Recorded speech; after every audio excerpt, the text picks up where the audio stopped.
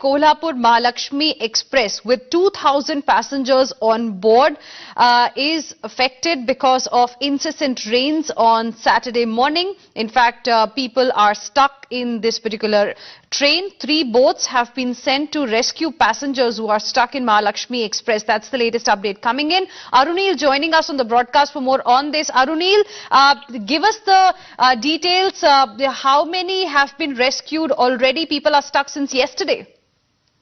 Well, Hina, Mahalakshmi Express, a train that travels from Kolhapur, it got stranded because of heavy rain and waterlogging in Tasgaon, which is in the outskirts of Mumbai. You can see in the visuals also there is heavy waterlogging surrounding the track wherein the Mahalakshmi Express has been stranded, and we also got reactions from the passengers who are sitting inside. There is a fear that around more than 2,000 passengers have been trapped inside, have been stranded inside the train, which has been there since yesterday evening. So it's been quite a long time, and the passengers have said that earlier there was no, in fact till early morning today there was no communication from the Maharashtra government or the railway authority. So that was really shocking. However, now all the rescue efforts have been made by the authorities from the railways as well as the Maharashtra government.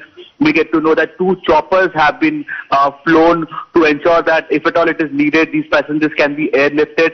Boats from the NDRF team have also been sent away to ensure the proper rescue operations. So yes, now the rescue operations are underway. However, considering that it has been raining so heavily and there was waterlogging in Mumbai and in the vicinity of Mumbai, why weren't immediate measures taken? That raises a very severe question. So many passengers stranded inside, and that time, in fact, at night, the water levels were also rising. So the passengers were saying that there was a danger and tense situation for them.